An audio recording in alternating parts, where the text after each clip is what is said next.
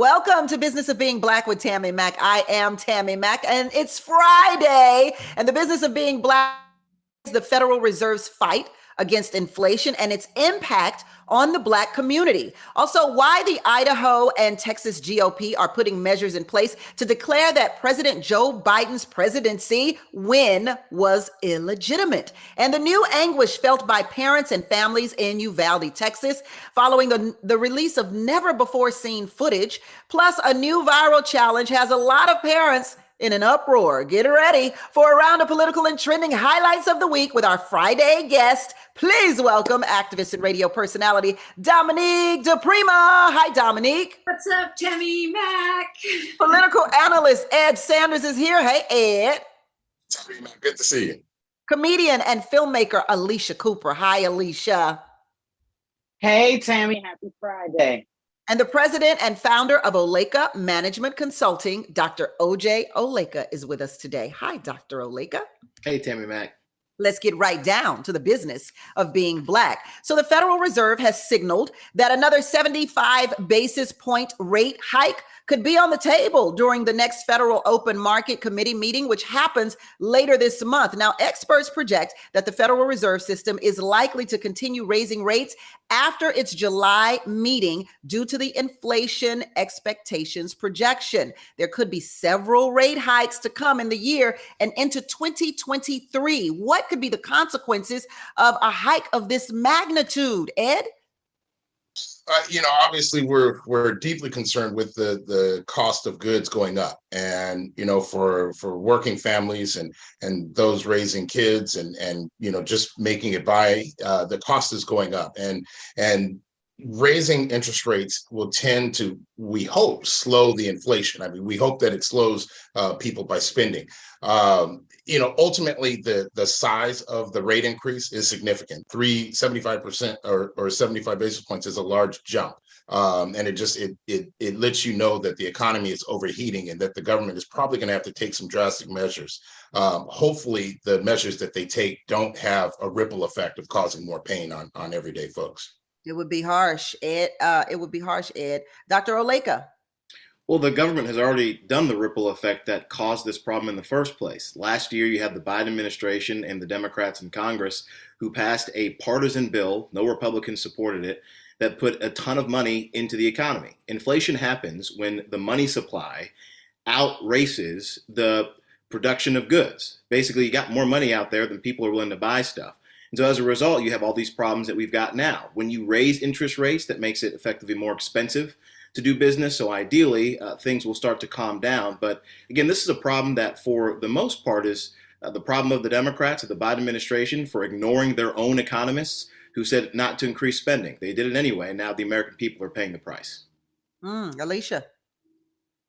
Yeah, it would be nice if the rich paid their fair share, because when stuff like this happens, it always hits the poor and the middle class the hardest. And people don't really care about abortions and guns as much as they care about the economy. So I'm just hoping that we can get this ship righted at some point, because this is bad news for people who are already struggling. Yeah, you have to remember that a lot of people lost their jobs during this pandemic because, if I don't know what's really happening out here, because to be honest, everywhere I go, they are low on staff. I'm trying to figure out what that is about. Dominique? Yeah, well, I mean, you talk about real impacts. And of course, I don't agree with Dr. Alycia. We don't know. It's not an exact science why the economy is overheating, why we have inflation right now. But one thing that I do think the 45th president did right, which he also did right along with Joe Biden, was rescuing people. When we're in a pandemic, when people can't pay their bills, when they can't go outside, they can't go to their job, you don't just leave them to starve. You have to put stimulus out there. Now that may be contributing to inflation, as is the supply chain problem, as is the war in Ukraine. But what we could see, and probably will see it, harder and harder to buy a home. for Black Americans, for young people coming out of college or getting, getting ready to buy their first home, because money gets more expensive, loans get more expensive, and of course that's the main generator of wealth in our community is home ownership. So for African Americans in particular, this could be problematic, but they've got to do everything they can to try to get the economy under control. Yeah. The Idaho Republican Party is considering 31 resolutions at their 3-day convention, which started yesterday, including one already adopted by Texas Republicans that President Joe Biden is not the legitimate president of the United States. Has the Republican Party gotten so caught up in conspiracy theories that they have not been able to function as a meaningful political party, Dr. Alycia? Well, this is one of those stories that the national media likes to pick up on and try to create a narrative out of it. Let me answer your question directly. The Republican Party is a major party in the United States. It's actually kind of laughable that the national media would ask this question. The Republican Party has a majority of governorships across the country. The Republican Party has a majority of state legislatures across the country. And in terms of state governments that are completely controlled in terms of their state legislature and their governor, Republicans have more than Democrats. So when you actually look at what voters have determined outside of the federal level, they seem to care a whole lot about Republicans and the Republican interests. And I think after this fall, we will see Republicans take control of the House and the Senate. And after 2024, we'll take control of the presidency when people will look back on what state parties are doing like they don't matter, because nationally into states across the country, they do not. Dominique, I kind of believe Dr. Alycia there. I'm waiting for the blah, ha, ha, ha, ha. Then we'll take the White House and next the world. I mean, yeah, we know Republicans have outsized influence, meaning because of gerrymandering, because of the way they've cheated and stolen seats on the Supreme Court, because of the way our government is structured with 2 senators apiece per state, no matter how many folks you actually have there to represent, that the Republicans have more power than they should, according to the number of people registered as Republicans in this country. That said, Dr. Alycia's right. They are a major party. They do control the Supreme Court. I think what's happening in Texas and these far right extremists and even white supremacist, ideologies that have entered the Republican Party are now the mainstream of the Republican Party. I have to agree with Ed. The Republican Party has become the party of white supremacy. So the fact that they have this outsized power, that they are in control of so many state houses where they're changing the rules to make it so that they can be in power forever is very concerning. Dr. Alycia, do you think that's concerning that one party be in control of America? Well, one, I think it's not true that the Republican Party is a white supremacist party. We won more seats in the 2020 election because we elected more people of color and more women. We were supposed to lose 25 seats and we gained 15. And it was explicitly because we went out and found more people who look like the country and they got elected. So the idea that this is a white supremacist party is silly. And also, I think it's fascinating that you have somebody who would rather support the Democrats than the Republicans complaining about one-party rule. The Democrats control the White House, they control the House, and they control the Senate. And what have we seen since that control? Record inflation, record gas prices. The world has run amok in terms of war in Europe. Joe Biden has no idea what he's doing. The American people have lost all faith in institutions and the Democrats. So if Democrat control is what we're seeing, then we certainly need Republicans to take control of this country and provide some leadership in the world. That'd be a welcome change. I wasn't complaining about one party rule, although I don't believe in that. I was complaining about the rise of fascism and white supremacy in our country, gerrymandering, cheating, and stealing our way forward. That's what I was complaining about. Again, I think it's fascinating that we're saying that Republicans are cheating when they win fair elections across the country in state legislatures that put them in a position to then make the rules for those state legislatures for a decade to come.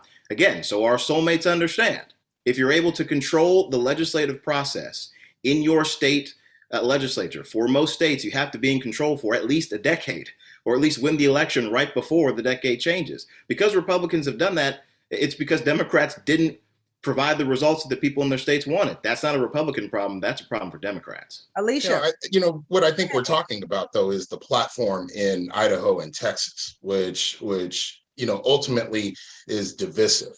If you're stressing that one party or that the president is illegitimate, you're really building off of a lot of what we heard once President Obama was elected, that he was illegitimate. And a lot of those claims were rooted in his race. Most of those claims were rooted in his race.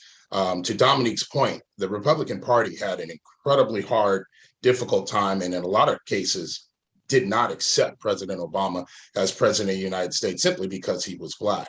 And what you're hearing now is sort of a continuation of that. They're building on it in Idaho, Texas. The idea that a democratically elected president is illegitimate is only sowing seeds of dissension and separation in this country. Have to agree with that, Alycia. I need our soulmates to understand that all white supremacists aren't white.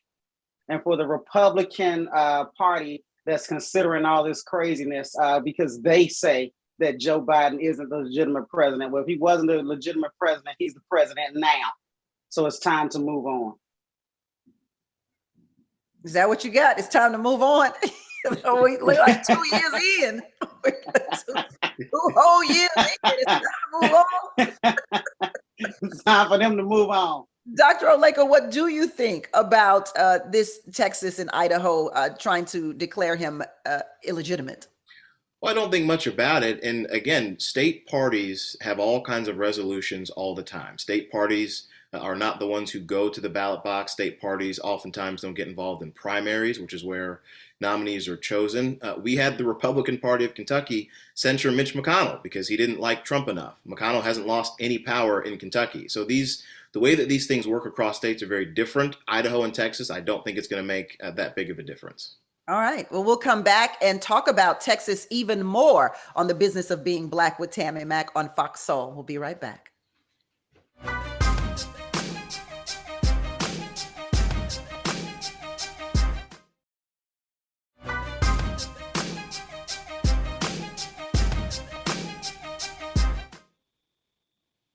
Welcome back to Business of Being Black with Tammi Mack. I am Tammi Mack, and the business of being Black today are the political trending and highlights of the week. On Tuesday, John Bolton, a former U.S. ambassador to the United Nations, and Donald Trump's former national security advisor, said he was involved in planning attempted coups in foreign countries. Bolton weighed in on why he thought Trump's attempt to overturn the election results and incite an insurrection didn't constitute a coup by proudly admitting he had worked on orchestrating some himself. Well, how do we feel about this, Dr. Oleka? Well, we don't feel good. I mean, I mentioned one senator from Kentucky, Mitch McConnell, last segment. I'll mention the other one this segment.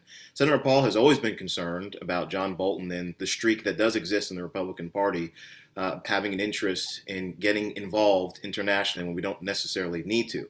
This goes back to Eisenhower. He did a lot of these things as well in the 1950s. So this is incredibly concerning. It's interesting that he would get involved in this type of conversation in this particular discussion right now. But people like John Bolton are concerning when they have a whole lot of control within the government. Listen, I think everybody's just saying what they mean right now. Trump has definitely produced that out of the Republican Party, or even a certain side of the fence, if you will. I think people say what they mean and mean what they say and could care less about the consequences, because there have been none, frankly, in my own personal opinion. Dominique, what do you have to say about Bolton's carelessly admitting to his abuse of power? I mean, he clearly said the quiet part out loud, Tammy. Maybe you're right. Maybe they just don't care anymore. I always feel like they just get a little loose lip and don't realize what they admitted to until later. But this country does. No, I don't think they care anymore. I mean, because there have not been any consequences when anybody these days is, especially and particularly white people in power, say the quiet part out loud. There have been zero consequences. So why should they care? But I mean, it's true what Dr. said, that this country has a history of regime change in other countries, whether it's overt or covert, backing the overthrow of democratically elected or chosen regimes. well, you know, whether it be Chile or throughout Latin America, all through Africa. And who knows what, which coup is it, Venezuela? What is it that Bolton was referring to? But it's highly problematic. And these are always covert. So they're not really sanctioned by the American people, even though we're forced to pay for the undermining of democracies and the bossing around and destabilization of other governments across the country when we need to be focused on home. Ed? Yeah, it's definitely an airing of some dirty laundry, right? And you know, I think we go through this myth of how we as American citizens see the United States, right? And we like to see it as this innocent country, this beacon of hope, and you know, we are the bearers of justice to the world. And you know, when you realize, and statements like what you heard from Bolton lay out that we haven't always been that. You know, I think every seventh grader in this country can tell you about manifest destiny, and it just sort of lays the groundwork for how we feel as a country ideologically. We're comfortable with treading on other people's rights. Manifest destiny is really about stepping on the rights of Native Americans as we move west, and that just takes place on a global scale now. You know, to Dominique's point, throughout South America, throughout Africa, throughout the Middle East, we've been playing hardball politics with governments, and you know, Bolton let it fly. Let it fly. And I also I believe that those who are fans of Trump don't mind being his sacrificial lamb either. Hey, if I got to go down to keep my Trump ship up, it's all good. Alycia? Yeah, lock them all up. I was automatically concerned when I saw the handlebars mustache on this man, and he and Trump can't even decide on how they parted ways. But yes, he did admit to some criminality, and he was going to say some more, but he stopped short. And we know that anybody affiliated with Trump has to be a criminal. He won't even hire you or let you in the camp if you're above board. So none of this even shocked me at all. So let's move into newly released footage of the Robb Elementary School mass shooting that happened in Uvalde, Texas on May 24th. It shows that heavily armed officers waited over an hour to confront the shooter.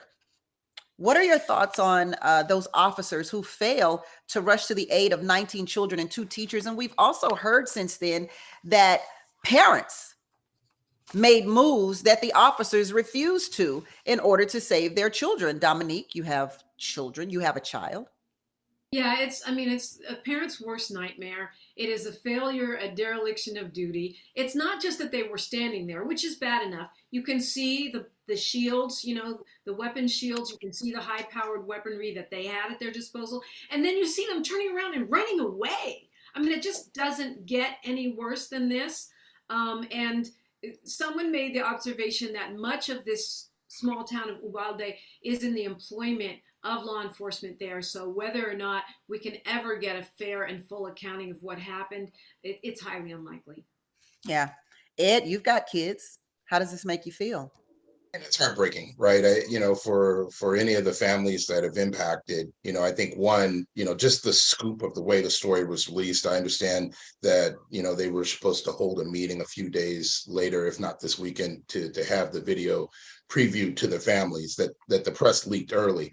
But to sit and watch it is just it's pouring salt on a wound. You know, you can't be proud as a law enforcement officer of the actions that you saw on the screen. I think every sort of Monday morning pundit has said that they should have gone in, and you see the level of weaponry that they have. There's long guns, there's the shields, they've got the bulletproof vests. They should be going into the room, and when you start to think about some of the wounded that are probably still lying in the classroom, bleeding out, and it just, you know, it shouldn't have to happen that way. Yeah. Dr. Oleka? Something's going on here. I don't know what it is. I don't have any information, obviously, but these actions just don't make sense. For law enforcement to be behaving the way that they are behaving in this particular clip, the different reportings we've heard about how some folks high up didn't know the process for these types of situations. Parents were stopped, as you mentioned, Tammi, from going in. Some members who were even members of law enforcement, some parents they were stopped. I don't know what has happened here, but obviously this was not what was supposed to happen. And the actions here demonstrate that we need more. to figure out exactly why these officers didn't go in, because parents are hurting, this community is hurting, and the country is too. We had a national conversation, again, about gun violence and kids dying. And if it was because that this particular law enforcement community, for whatever reason, didn't do what we all know should have been done, there are going to be a lot of heads that roll for their professions in this. What's interesting about this to me is that we do a lot of talk about maybe getting teachers guns. We talk about getting teachers guns in case this should happen. If law enforcement themselves don't know how to respond to such situations, how do we anticipate that a teacher would know how to respond in a situation like this? I mean law enforcement with heavy artillery. Alycia? Yeah, that's what I was going to say, Tammy. This should end that nobody should ever utter the words armed teachers after seeing what happened in Uvalde. And this is so sad. The footage is absolutely painful to even watch. You know, you just feel for the kids, you feel for the teachers, you feel for the parents, you feel for everybody, and you know that this was not necessary. This is why, if you're going to change anything, they should make sure that you have to be at least 21 before you can get an assault rifle. I don't see why assault rifles are necessary at all, but that's a policy change that would have changed the outcome of this situation. And it's worth noting that there were 5 different police agencies on the ground there. Yeah, definitely. Officer Ruben Ruiz, the officer caught on his phone, was actually checking his cell phone after his wife, teacher Eva Morales, contacted him to say she had been shot and was dying. Now, another interesting tidbit to this is that the officer actually tried to go in. They pushed him away, sent him back outside, and took his took his guns. See, this is what I'm talking about, Tammy Mack, because listen to what you just said. There was a trained law enforcement officer who got a text message from his wife who was shot in the school that he was in. And for whatever reason, he wasn't allowed to go in to prevent further carnage. Something else is afoot here. I don't know what it is, but we need to figure out why this man was stopped from doing his job and saving his family. We'll be right back. One other thing to point out is Black with Tammi Mack on Fox Soul. We'll be back.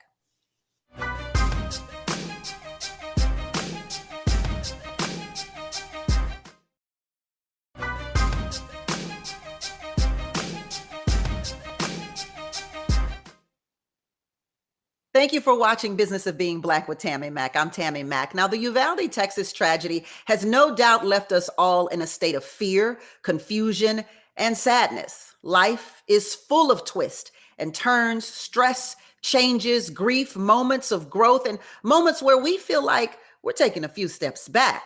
And it's important to show up for yourself through all the struggles that life can bring.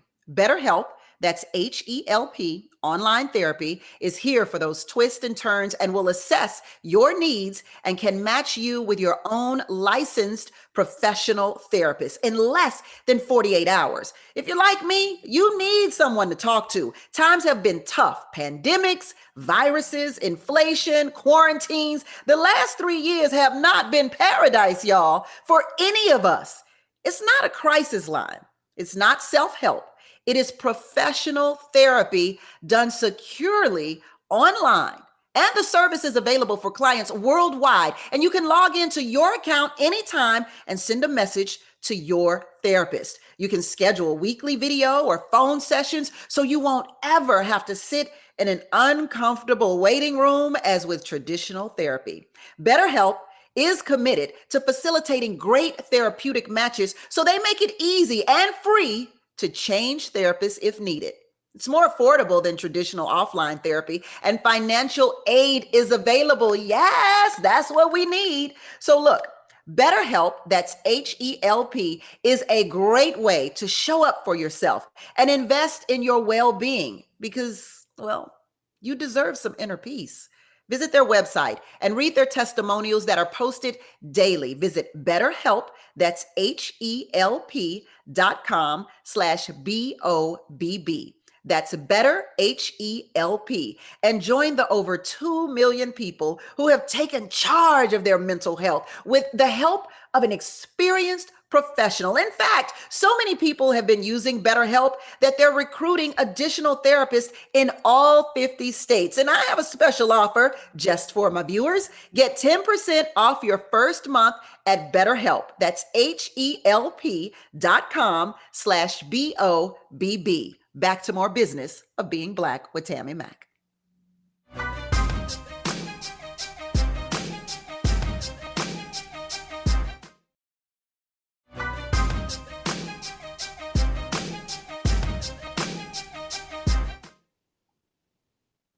Welcome back to Business of Being Black with Tammi Mack. I'm Tammi Mack, and the business of being Black today are the political and trending highlights of the week with my Friday co-host, Dr. Alycia is on board, Ed Sanders, Dominique DePrima, and Alycia Cooper is here with us as well. Did all of that without the teleprompter, y'all.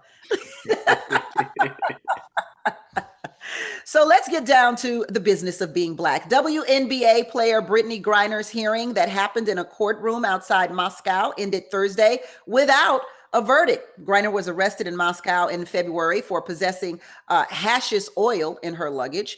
Griner admitted guilt at her last hearing, but told the court that she had not intended to commit a crime. She faces a possible 10-year sentence, and Griner's next hearing is on July 26th. Do you think that Griner is being used as a political pawn by Russia's leader? And is President Biden doing enough to secure her safe return? The U.S. classifies Griner as wrongfully detained. So what do we feel here? And I have to say, Brittany Griner is getting much more attention now than she ever has. So I'm happy that we're bringing more attention to Brittany Griner. There was one point when only the business of Black was talking about her being held in Moscow at all. Dominique? Yeah, it's been troubling. I think you, Tammi Mack, and lots of Black women, actually, that letter signed by dozens of high-powered Black women and delivered to the Biden White House seemed to have prompted the call to Brittany Griner's wife. I think, it's troubling. The Russian system, 99% of the people are convicted. And even though she confessed, the trial continues. We've seen testimony from her team coach there in Russia about what a great teammate she was. They've introduced evidence that she had a doctor's note to use cannabis for pain. And, all of this, I think, is meant to move the trial forward because Russian authorities have stated that they won't be making any deals until the trial is complete. So it's very troubling. And I think you're right, Tammi. We have to keep speaking out about it. Dr. Alycia? Well, I think that you're right, that it is likely that Brittany Griner is being used as a pawn in this from Russia because of the United States support for Ukraine in their war. I think this is one of those awful situations where you have regular everyday citizens, and I recognize Brittany Griner as a celebrity, an elite athlete, but in this case, she's a regular everyday citizen who was going over there to just live her life for the time being, and now she's caught up in this incident. I really hope that this gets resolved soon. Like Dominique, I am concerned about having an American citizen too long in the Russian system. Wacky things happen over there with how they do their laws and how people end up missing or getting hurt. So I'm very concerned about this and hope it gets resolved quickly. Indeed. Alycia? Yeah, the producer and business person in me wants to know, why didn't her team handle this ahead of time? If they knew that she had a medical issue and she has a note from her doctor and she needs this cannabis, I feel like some stuff should have been done ahead of time to get her approved for possibly having it there. And if they couldn't approve it, she can't play there, but I've seen Locked Up Abroad, and I'm not doing anything in anybody else's country after watching one episode of that show. So I just feel sorry for her. But if she had an issue and Russia was going to jail her for her issue, that's not a place she should have ever gone over there to play basketball because it was too risky. Yeah, Ed. Yeah, I mean, I look at it from an accountability standpoint. I support the administration. I disagreed with the sort of the early thought that we shouldn't talk about Brittany Griner. It could put her at risk. I think what we're clearly seeing is that if we don't put pressure on the situation, meaning calling out even our president for not getting this resolved, that it would linger. And I got to tip my hat to you and others, Tammi Mack, Dominique, for keeping Brittany Griner at the forefront here. Much like we were starting to talk about the Uvalde officers a moment ago, and accountability is really what's at key there. All of those officers should have been summarily fired. Like that should have been like the very next day. And in this case, with Brittany Griner, we need to see some results, and to try to keep it quiet for a little bit and try to work through it. I'm glad that we're calling attention to this because we need some accountability on this. I feel like if Joe Biden ever can come to the aid or rescue of anybody Black, he should be rushing. He should be rushing. He should be, anytime something going on with Black people, Joe Biden should be like flash lightning. He should be on the spot, Joe, just for simply saying, you ain't Black if you didn't vote for me. If that's the case, if that's what we're going to roll with, then let's roll with it, Joe. You got to get her out of there. Speaking on Brittany Griner, on an upcoming episode of LeBron James' show, The Shop, Uninterrupted, he speaks about Griner and America having her back. We have a clip. Take a look at this. Brittany Griner, she is in Russia. She's been there over 110 days. Now, how can she feel like America has her back? I would be feeling like, do I even want to go back to America? Well, yeah, we do. Yeah, we want to go back to America. We do want to do that, LeBron. Make no mistake about it, Bron. We want to go back home. His comments sparked outrage about his patriotism for America. Does LeBron, who is now a billionaire, have a point? Yeah, absolutely he does. And there's we try to hold people to sort of this blind patriotism thing, like you can't speak ill of the country, and there's nothing wrong with criticizing this country. The bedrock of this country is the freedom of the press, the freedom of speech. That is so that you can voice criticisms. I think what LeBron is voicing is what a lot of us feel, that, as African Americans, are we truly treated as equals in this country? And when you get an open display, certainly in Brittany Griner's case here, she should question, did this country have her back? We know that the team on this call, on this show, have her back, but you have to ask the question whether the majority of Americans have been supportive of her. Yeah. And what was interesting to me is that Brittany Griner said that this was the first time that she'd ever voted. And she's 30 something years old. This is the first time that she'd ever voted, and she voted for Joe Biden. Dominique? Yeah, it is interesting. And I do think the Biden administration is working behind the scenes. I think there's a lot of things going on that we don't see. But I agree with you, Tammy Mack. You said you got our back, so we are going to expect you to have our back, because trust and believe you would not be president if it wasn't for Black America.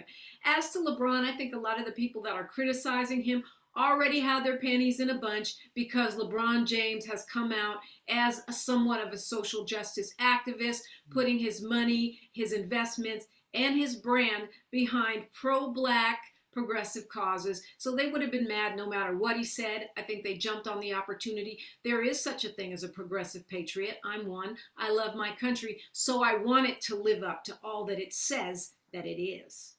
Well, I'd like to think I'm one too. Definitely a progressive patriot. But I'm beginning to, and I know y'all might get a little upset with me on this one, but I'm beginning to view LeBron James as a Muhammad Ali in some sense. Dr. Alycia? Well, as the resident Kentuckian in this conversation, Exactly. I can't quite put LeBron James with Muhammad Ali for a number of different reasons. Look, it's one thing to be a patriot and to be critical of your country. I think in order to be a patriot, you have to be involved, you have to be active, you have to be civically engaged. LeBron James certainly does all of those things. I wish that he would have said something a bit different in this instance. Looking at these comments specifically, as you already mentioned, obviously we want Brittany Griner to come home. I don't think she's going to leave Russia in large part because the American government helped her and say, well, now let me go to France or Italy or some other country. She will want to come home with her friends and her family because she's an American. And to everyone's point, we ought to value her and treat her equally across the board as we should all Americans. The other aspect of this, though, in terms of his patriotism and whether or not he's questioning his country, I have great concern with somebody who quite literally is a billionaire because of the American system, all of a sudden having all these comments and rejections of it when it is by definition the reason why you are wealthy. LeBron James is an individual who has incredible talent, incredible basketball talent, incredible business savvy. He is an entertainer and entrepreneur. All of those things collectively, because he was born in these United States, this is why he is a billionaire and can do all of the things that he is doing. This country is the reason why he is great. He is great, and that's the reason why this country is great. Those things should go together, and LeBron James, I think, should be celebrating those things and want to bring Brittany Griner home so she too can celebrate in the American experiment. So if LeBron was born in Nigeria, he wouldn't be great? Like, that doesn't make sense. No, it does make sense. What I'm saying is that because LeBron James was born in the United States, born in Ohio, he played basketball in the National Basketball Association, which is popular because of the United States and because of the endorsements that he got because of companies in the United States like Nike. He is now a billionaire because he's involved in Hollywood, which I think is located in the United States. He now has significant wealth. So when you talk about the United States government, the American government and the American people, and whether or not we care a whole lot about our citizens, you would do well to remember it is because of this American experiment that you are wealthy. That's what I'm saying. Well, I don't think that LeBron James owes America a false narrative. I don't think he owes America that because he's a billionaire. I don't think he owes America anything because he's a billionaire. That's the way America is set up. It's set up by the people, for the people. This is where you could come for the opportunity to become who or whatever you like to become. It doesn't mean that it is a country without faults, and it doesn't mean that it is a country that he can't use his constitutional rights to speak out about. His money speaks for itself. So he doesn't have to go around saying how rich and wealthy he is because of America. But what he does have to say, because his money and his wealth can pull the wool over people's eyes and show America in a way that maybe you don't really see the deep roots of what it really is in its racism towards Black people. And LeBron James has experienced that, and he has talked about those experiences. And for him to pretend like they don't exist because he's a billionaire is asinine to me. It's actually a false narrative that we shouldn't have. Listen, I believe that I'm on the radio and I'm on television and I have all of these gifts of gab because of my father. But my father has also had some addiction problems. So what am I, because I was born, I am not allowed to understand the flaws of my father as well as the greatness of my father? I don't think that has anything to do. Him being a billionaire has nothing to do with the problems that he has with America. But what it does have to do is that because he's a billionaire and because this is a capitalist country, we listen to people with money and we put our foots and our necks on people without it. So he is the one who should rightfully speak out about what is wrong in this country. The narrative itself is only something that gets pushed upon Black Americans and other minorities. That, you know, it's echoing the shut up and play basketball comments, you know, that, and sort of takes away LeBron's actual voice. I mean, what he's actually talking about, and what's fairly common, is you see a lot of athletes growing up in the United States, going abroad, playing sports, and settling in Europe. And it goes kind of back to, you remember, sort of post-World War I, where you had African-American soldiers that fought for this country, but decided to settle in Europe because, you know, they were treated more as equals. It goes along those lines. And you know, he should be very comfortable in saying something like that. Yeah, my problem hold that thought, Alycia. My problem is with those who say, you're rich, you have no business speaking out. Look at you. Like, I resent when specifically white people say, well, you're a football player. I mean, come on. Look at what we did for you. It's just ridiculous. It's asinine to me to put a muzzle on someone because they benefited from the country that they have a right to benefit from. Let's take a quick break. We'll come right back. Great. We'll come right back.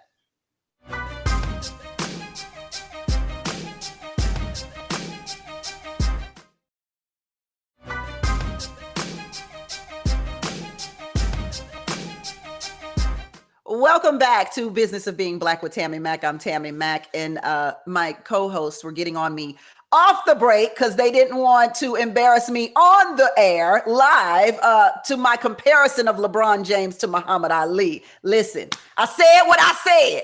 I said what I said. Alycia, go ahead. Yeah, and to insinuate that because LeBron James is a billionaire, he can't criticize his country.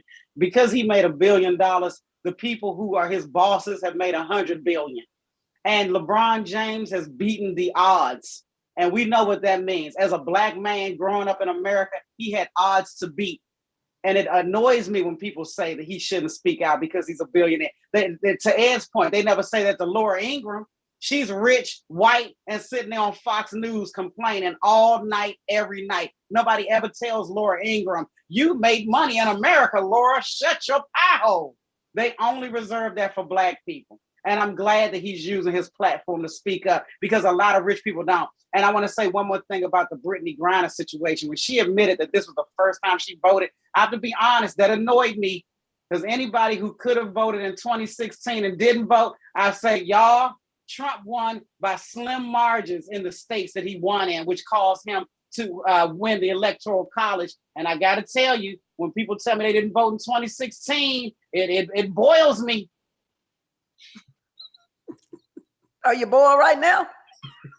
I'm boiled like a lobster. Civil rights activist, presidential advisor, and philanthropist Mary McLeod Bethune is the first Black American to be featured in the National Statuary Hall collection. According to the Washington Post, the 11-foot-tall marble statue of Bethune replaced the statue of Confederate General Edmund Kirby Smith. This is a historical moment. We're happy about that. I want to ask a question here. When we remove these Confederate statues, do they have to be replaced by Black people?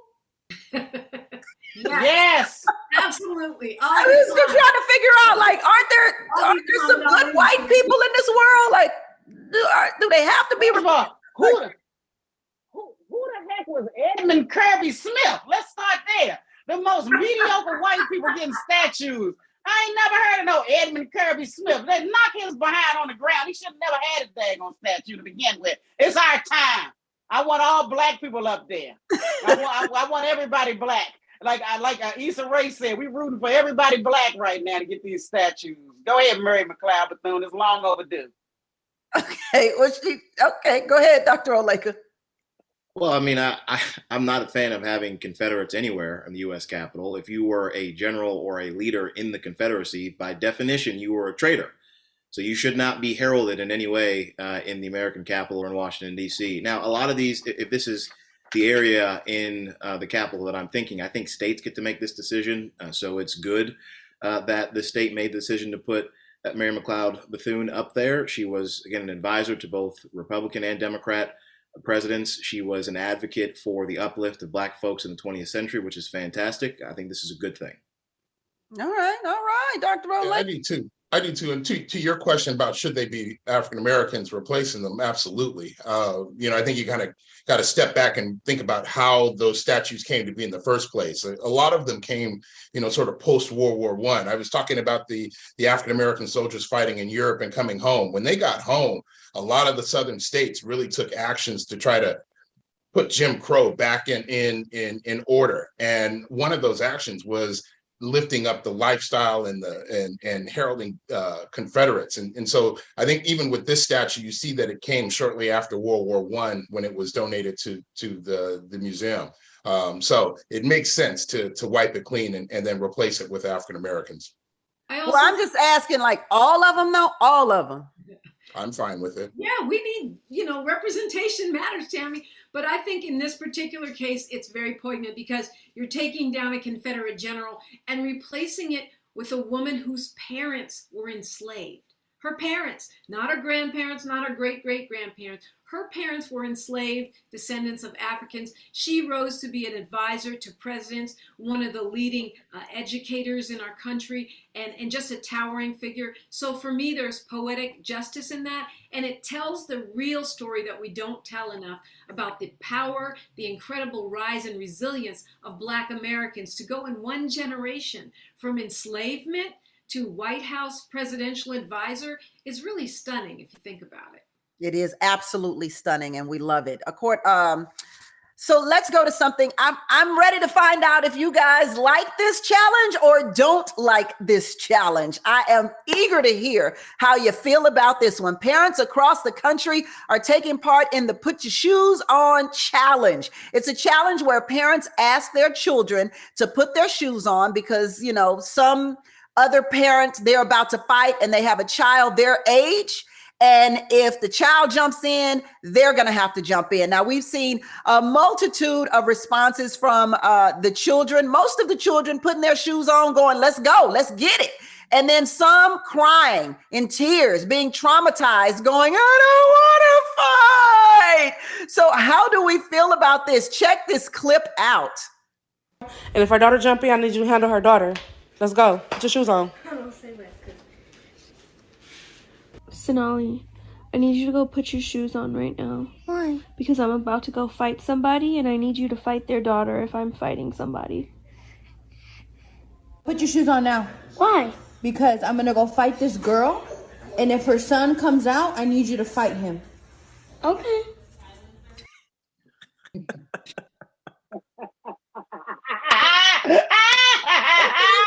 Where you at? Charlemagne the God said, I can't even believe we're entertaining this conversation. I don't like it. I don't like people laughing at their kids' pain, traumatizing those kids for likes and reposts. I hate it. You got kids crying on the internet, scared to death because you want to go viral. I think it's whack. I don't like it at all. What are your thoughts about the Put Your Shoes On challenge, Dr. Alycia? I don't think anybody will be surprised to know that I do not like this challenge. I think that this is stupidity. I think this is bad parenting, and I think it's a bad example of what to do in these situations. People may laugh, they may think it's fun and games. When you get a child to commit to fighting someone for no other reason, other than the fact that you said, we now have to do it, that's a terrible mentality to put inside a child's mind. As we saw, there were some confused looks, there are some kids who just did whatever. This is not a good thing. Imagine if this happened at school. They're in 6th grade, some 8th grader that they think is cool says, let's go fight these kids. They're going to respond the same way. That's a real situation. It's funny when it's on TikTok. It's funny when it's your kid. You can say, oh, I'm just playing. But the fact that they responded so readily, so immediately to just be violent because somebody older that they looked up to said that they should is a problem. And as a parent, you should be concerned that that's how they reacted. And you should be even more concerned that this is what you want to subject your kids to. Harsh words from Dr. Alycia. Dominique? I actually agree with Dr. Alycia. The reason I was laughing is because that last kid was so nonchalant. Okay, let's go. Let's kick some butt. But I mean, there's so much more to this too, like the unintended consequences. So you've told your child we're going to go beat someone up. What happens when there's a fire and you say, come on, we got to go? They're going to think it's a fire challenge and they're not going to listen to you, right? There's that. There's the trauma. There's the fact that you don't even know how this child receives this. And what it will do to the relationship and the trust between you and them. There's just so many things wrong with this. You're manipulating your child for entertainment. You're belittling them. You're lying to them. You're putting something in their mind that doesn't need to be there. I mean, it's all bad. I agree with Charlemagne. I agree with Dr. Alycia, but kids crack me up. Those responses are rather hilarious. Alycia, you're the comedian here. What's your take? Yeah, they done sucked all the fun out the challenge. At the end of the day, this lets you know if your child is an alpha or a beta. We need to know when the war hits, who ready to go. Who ready to go? That's what I need to know. Who ready to go? And this challenge lets you know which one of your kids is ready to go. Which one you should take down there. To the penitentiary? Like, go where? Thank you, Dominique. Thank you. Ready to go for the fight. And if you ain't ready to go, I'm taking you getting adopted. You sit up there, I ask you, we get ready to fight. You gonna sit up there and act crazy. It's time to go. And I need to know where my soldiers are. That's at the end of the day. This was a challenge. These kids ain't gonna need therapy for this 30-second challenge. They told them it was a joke at the end. And they be out. When we were coming up, we had actual bullies that we actually had to go fight. And we are fine. We fine. We're fine. I'm all right. I live. No, according to this new generation, we are not fine. We are not fine, Alycia. It's something wrong with us. There's nothing wrong with us. There's nothing wrong with us. Yeah, I mean, look, I'm an older brother. I've got 2 kids. If one of my children had to get into a fight, I would hope the other would be there. I was always taught if my younger brother was going to get in a fight, I better be there to back him up. I don't see anything different than that. Obviously you don't want to go out and provoke your kid into fighting, unnecessary. But it's not the same as getting your brother's back or even your mom's back in a real life situation. Of course you're going to do that. You're lying to your kid to make an amusing video. Yeah, but I mean, it's a joke, and I'm all right with that. But the sentiment, and I think what was covered was whether or not. Hold that thought, Alycia. Go ahead, Ed. Yeah, I was just saying, to OJ's point, the question of whether you should be talking about violence with your kid, I don't see it as that. It was a joke. So, Alycia? Yeah, the kids get what it is. These parents, they probably have that kind of relationship with their kids already. I don't think that this is a one-off and these kids are so shocked. They probably go, oh, Ma, you a trip. You still tripping. Like, they know what kind of parent they dealing with. And as soon as the challenge was over, they told them it was a joke. So it was immediate that they told them. And I understand you're like, oh, it was a very brief lie and a joke. And I think everybody can get what it is. I think the kids that didn't want to fight was just relieved. And the kids that did want to fight was mad because they was ready to tussle. I was ready to go, Mom. What? I mean, I don't understand. So we're not allowed to prank our kids at all. I know families who, they live on pranks. They thrive on pranks. They just don't put them on camera until now, obviously. Well, it depends what the prank is. Also, Tammy, sometimes the kids prank the parents. It depends on your household. Yeah, it depends on the household for sure. I like a good prank, a fun prank. I don't know. This one time, my co-host pranked me to think that I had won a role in the Rosa Parks movie alongside Angela Bassett by calling me as a casting director. That was not a good prank for me. That was not a good prank. I hold on to that to this day. I thought I was going to be the person behind Angela Bassett as she played Rosa Parks sitting in the seat. That was cold. That was just cold.